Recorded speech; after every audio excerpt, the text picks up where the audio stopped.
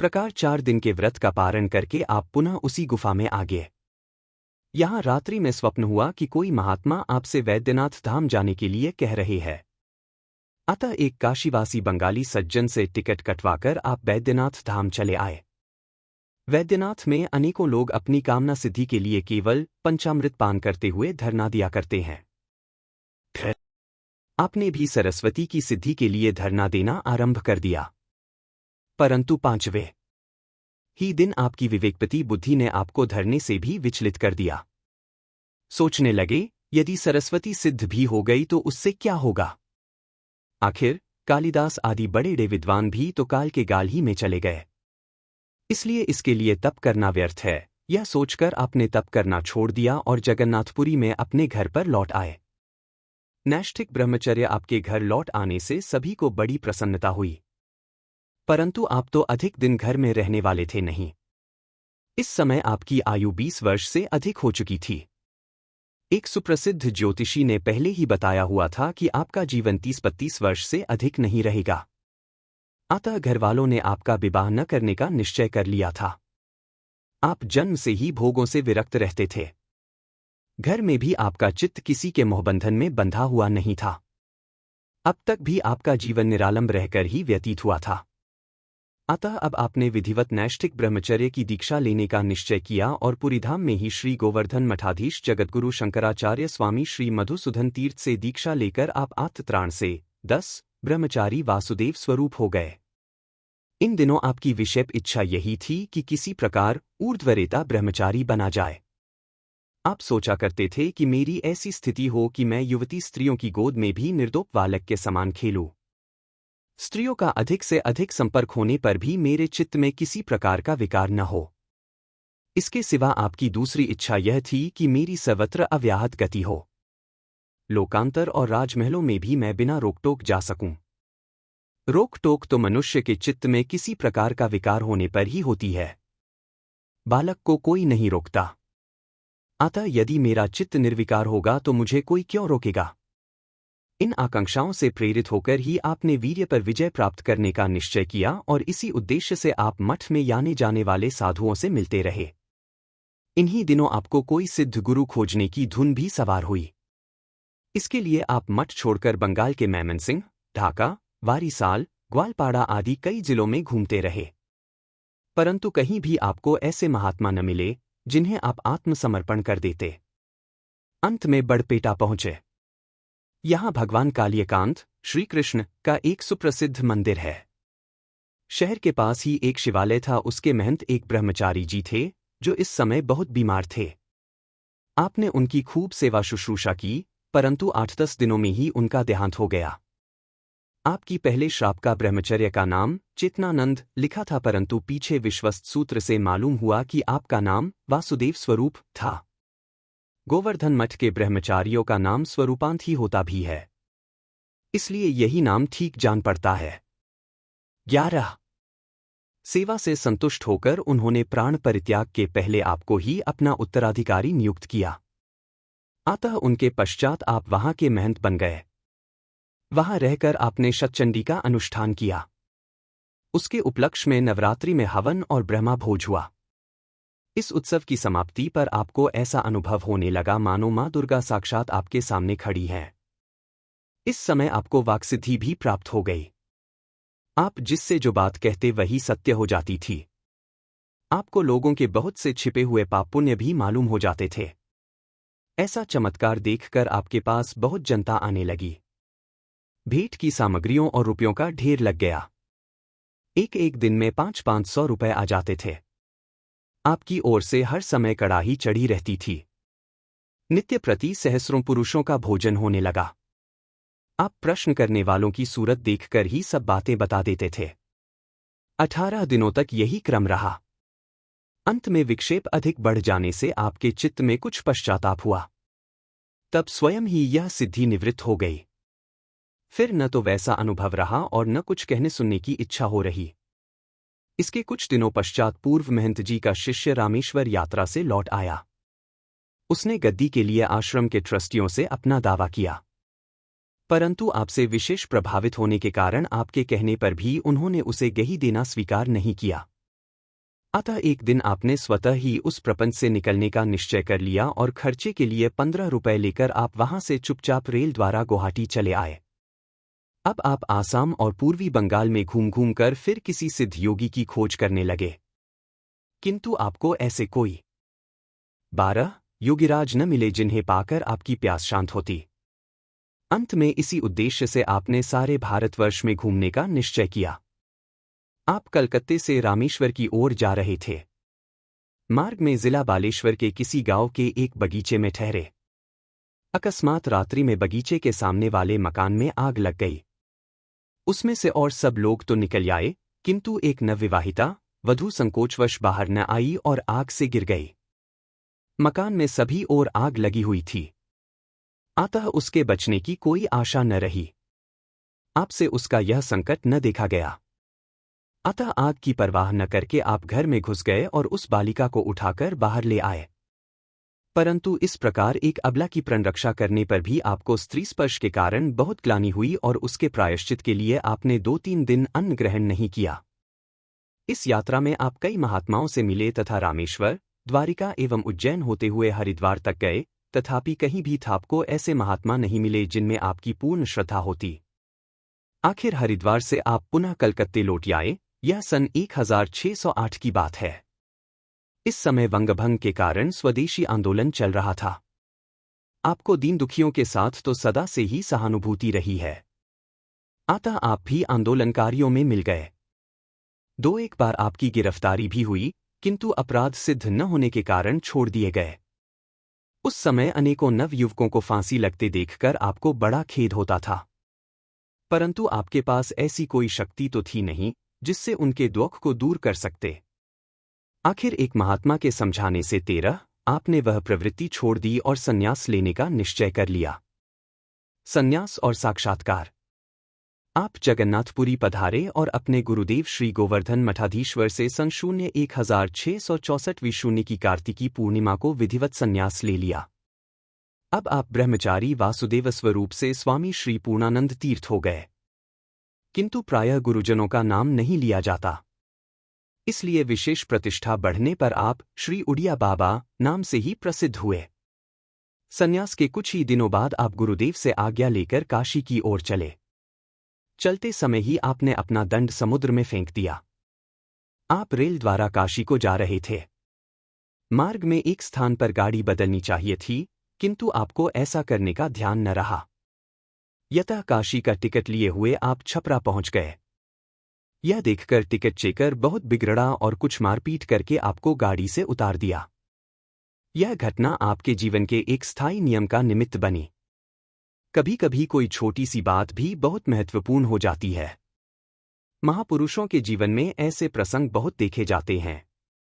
भगवान बुद्ध को एक शव के देखने से ही वैराग्य हो गया था और इसी घटना ने उन्हें एक सुकुमार राजकुमार से कठोर तपस्वी बना दिया। इसी प्रकार गोस्वामी तुलसीदास जी को ही की थोड़ी सी व्यंगोक्ति ने ही संसार से छुड़ाकर सदा के लिए श्री रामचरणों में समर्पित कर दिया। ऐसी घटनाएं हृदय की सजीवता को सूचित करती हैं। जिनके हृदय मुर्दे हैं वे न जाने कितने तिरस्कार सहते हैं, तब भी उन्हें चेत नहीं होता। ऐसी ही 14 घात यहां हुई। आप गाड़ी से उतरकर घाघरा नदी के तट पर गए। वहां स्नान किया और आजीवन किसी भी सवारी में न चढ़ने की प्रतिज्ञा कर ली। तब से अनेकों प्रकार की प्रवृत्तियां होने पर भी आपने बड़ी दक्षता और दृढ़ता से इस नियम का पालन किया तथा अनेकों सामूहिक कार्यों को संभालते हुए भी अपनी स्वतंत्रता में रंचक मात्र अंतर नहीं आने दिया।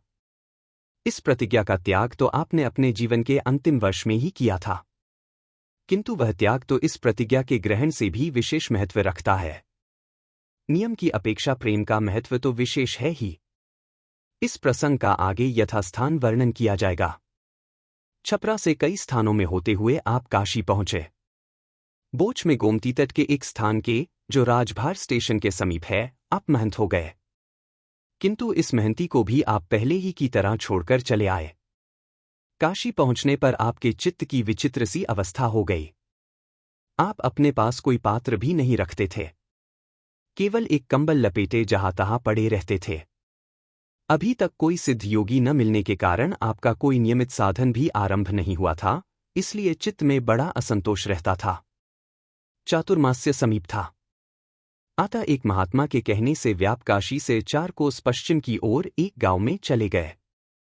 वहां कुछ महात्मा रहते थे। उनके साथ ही आपने चातुर्मास्य किया।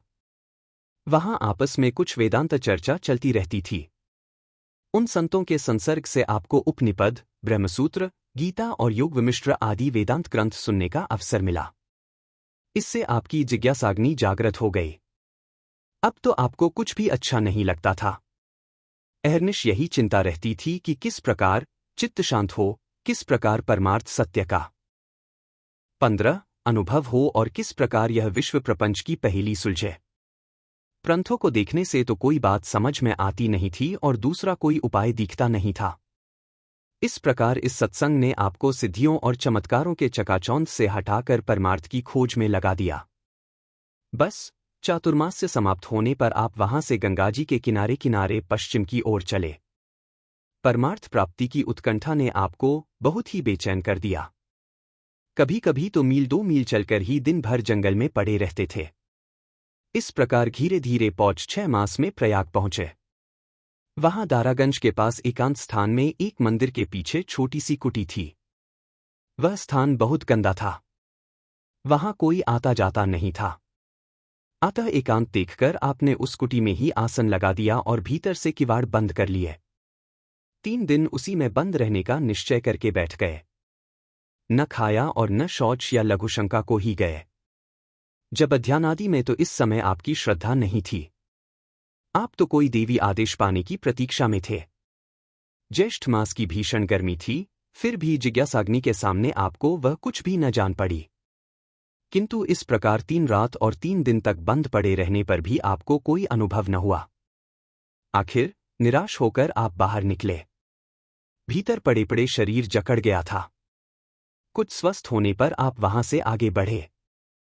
रास्ते में जहां तहां महात्मा भी मिलते रहे, किंतु आपकी श्रद्धा को कहीं भी आश्रय न मिला। वर्षा आरंभ हो गई थी, इसलिए उसके कारण आपको बहुत कष्ट सहना पड़ा। परंतु आपके हृदय में जो आग जल रही थी उसके आगे किसी 16 भी विघ्न बाधा की ओर देखने का श्र आखिर चलते चलते आप फतेहपुर जी पहुंचे। यहां श्री भागीरथी के तट पर एक आसपास कुछ और भी कुटियों थीं। स्था शांत था। भगवान भास्कर दिन भर की प्रतीचि की गोद में विश्राम लेने के लिए चाप बैठकर श्री गंगाजी की अभंग अंगभंग, परंतु उसने भी आपको कुछ शांति न थोर भी सुलग उठी। अब आपको अपन होने लगा और आपने उसे श्री गंगाजी का विचार किया। बस आपने चादर उतारकर अल गंगाजी में फेंक दिया। अब स्वयं कूदने समय चित्त में कुछ हिचक हुई। इस प्रकार में आपको कोई सार दिखाई न दिया। सोच क्या होगा? विचार करना चाहिए। सम करते कोई अनुभव हो जाए, यह सोच वह भीतर गए। वित्त में नास्तिकता के सेभा आता शिवलिंग से पैर लगाकर लेट गए। संक्रूप होने लगे। आंखें झपने लगीं और भगवान शंकर भी बड़े भोले बाबा हैं। के बदले भी अक्षय पुरस्कार देते हैं। उनकी सी घटनाएं प्रसिद्ध हैं। यहां भी ऐसा ही 17 स्वच्छ भस्म सुशोभित है। कंठ में रुद्राक्ष की माला और हाथ में कमंडलू है। मानो साक्षात नारायण ही आपको भव बंधन से मुक्त करने के लिए पधारे हों।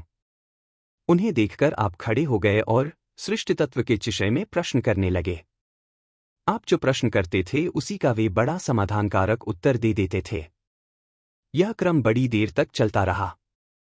धीरे धीरे एक एक करके आपकी सारी ही उलझनें सुलझ गईं। अंत में उन्होंने 2 श्लोक याद रखने को कहा। नेति नेतीति नेतीति शेषितं यत्परं पद्मो निराकर्तुम् अशक्यत्वात्तदस्मीति सुखी भव जड़तां वर्जयित्वैता शिलाया हृदयं च यत् अमनस्कन महाबाहो तन्मयो भव सर्वदा। इस अवस्था से उत्थान होने पर आप सब प्रकार स्वर गए। आपकी सभी शंकाएं निवृत्त हो गईं और हृदय की खुल गई। अब आपको सारा दृश्य अपनी ही दृष्टि का भी दिखाई देने लगा। ऐसा अनुभव होता था मानो सारा शून्य रूप है। इसका कोई आधार नहीं है।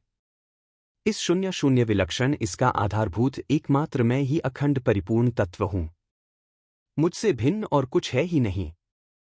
ये अनंत कोटि ब्रह्मांड।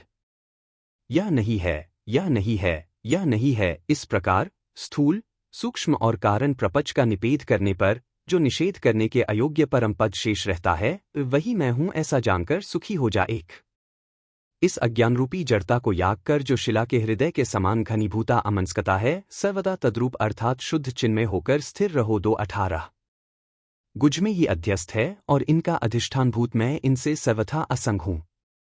यह अनुभव इतना स्पष्ट था मानो नेत्रों से देख रहे हो। इससे आपके चित्त को पूर्ण शांति और कृतकृत्यता का अनुभव हुआ। ऐसा जान पड़ा मानने मैं ही संपूर्ण ब्रह्मांड का सार्वभौम सम्राट हूं। इस प्रकार आपकी सारी दीनता और बेचैनी दूर हो गई और आप वास्तव में पूर्णानंद स्वरूप ही हो गए। उपरती की ओर अब आपका चित्त बहुत उपराम रहने लगा। यद्यपि तत्व साक्षात्कार के पश्चात विद्वान का कोई कर्तव्य नहीं रहता, उसकी सारी कामनाओं और वासनाओं का सुलोच्छेद हो जाता है, तथापि बोध का यह स्वभाव ही है कि वह विद्वान में आत्मप्रेम का उन्मेप करे। बोधस्योपर्तिः फलम, इस नियम के अनुसार अब आप अधिकतर ध्यानावस्था में ही स्थित रहने लगे। आपने यह निश्चय किया कि मुझे ध्यान द्वार ऐसी गंभीर स्थिति प्राप्त करनी चाहिए जिससे प्राण निस्पंद हो जाएं। आपका विचार था कि इस प्रकार जो निस्पंदता प्राप्त होती है वह प्राणायाम आदि के द्वारा प्राप्त होने वाले प्राण निरोध से बहुत ऊंची कोटि की चीज है। उसकी सिद्धि के लिए आप सिद्धासन से बैठकर अभ्यास करने लगे। आप कुछ महीने एक स्थान पर रहकर अभ्यास करते थे और फिर गंगाजी के किनारे किनारे चलकर आगे बढ़ जाते थे। इस प्रकार स्थान परिवर्तन करते हुए भी आपका ध्यानाभ्यास निरंतर चलता रहता था। धीरे धीरे आपका अभ्यास खूब बढ़ा और अनेकों चमत्कार भी हुए, परंतु आप उनकी उपेक्षा करते हुए साचती रूप से ही स्थित रहे। इससे आपकी स्थिरता और शांति में उत्तरोत्तर विकाम होता गया।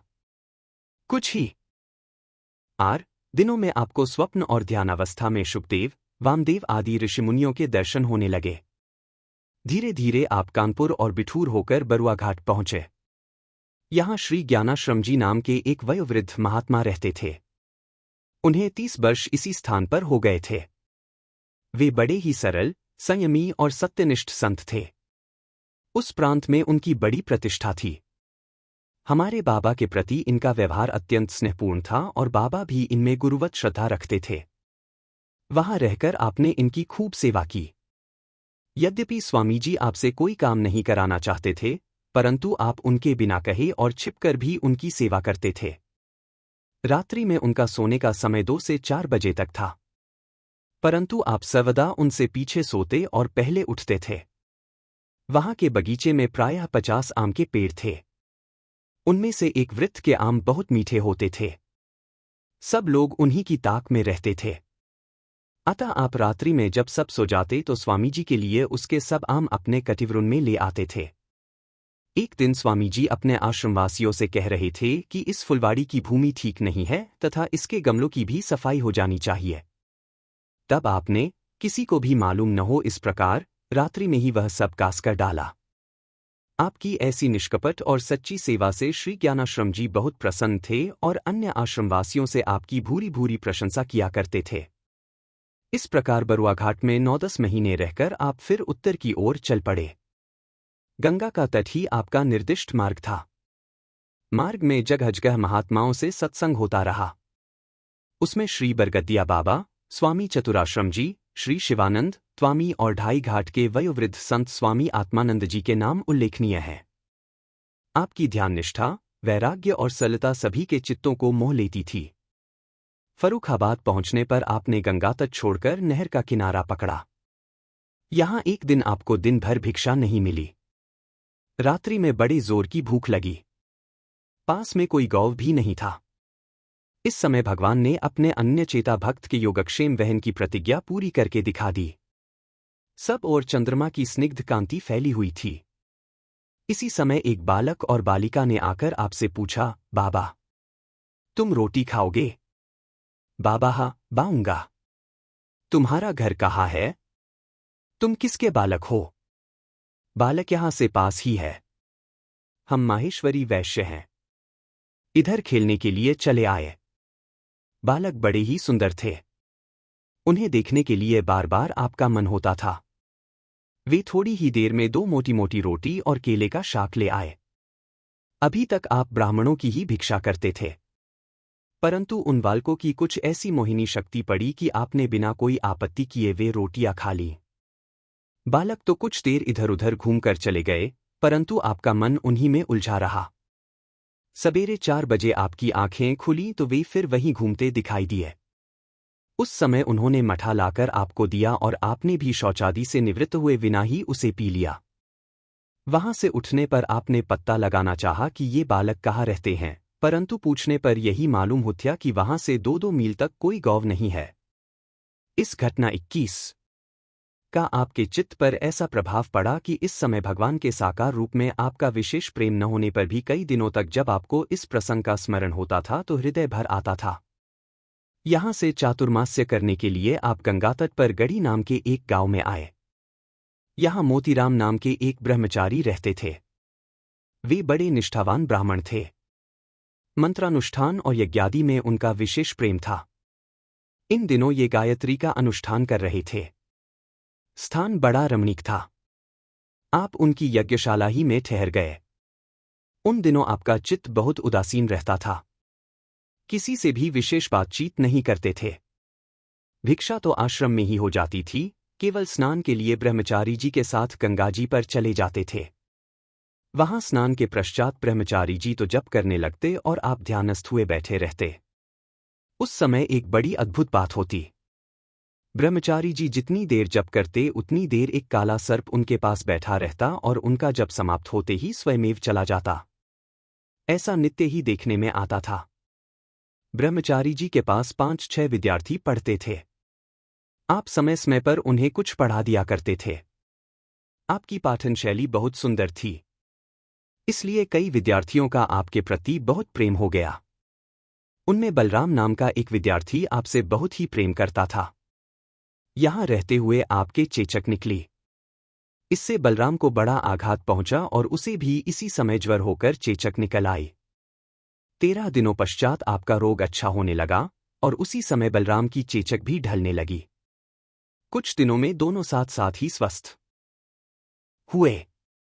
यह तन्मयता का विचित्र प्रसंग देखकर सभी को बड़ा आश्चर्य हुआ। विद्यार्थियों के सिवा यहां आसपास के गांवों के और भी अनेकों स्त्री पुरुष आपसे बड़ा प्रेम करने लगे थे। एक वृद्धा ब्राह्मणी का तो आपके प्रति अत्यंत वात्सल्य भाव था। वह प्रातःकाल उठते ही बिना नित्यकर्म से निवृत्त हुए एक रोटी सेंक कर आपको दी जाती थी और आप भी चालकों की तरह बिना स्नानादि किए उसे खा लेते थे। इस प्रकार वहां के लोगों को आपके प्रति बहुत ही श्रद्धा और अनुराग हो गए थे। अतः एक दिन आप उन्हें बिना कोई सूचना दिए वहां से चुपचाप सोहनपुर आ गए। मोहनपुर से आपका विरोध संबंध रहा है। यहां से आपके जीवन में कुछ नवीनता भी पाई जाती है। अब तक आपके स्वभाव में बड़ी गर्भरता और उदासीनता पाई गई थी, किंतु यहां आप एक अबोध बालक की तरह रहते थे। यहां के भक्त आपको अपने घर का आदमी समझते थे और आपके साथ खूब खुलकर खेलते थे। खानपान के समय भी काफी विनोद होता था। किसी के घर भिक्षा करने जाते और भोजन में देरी होती तो आप उसका घर का काम करने लगते थे। कभी शाक काटते, कभी मसाला पीसते और कभी कोई अन्य काम करने लगते।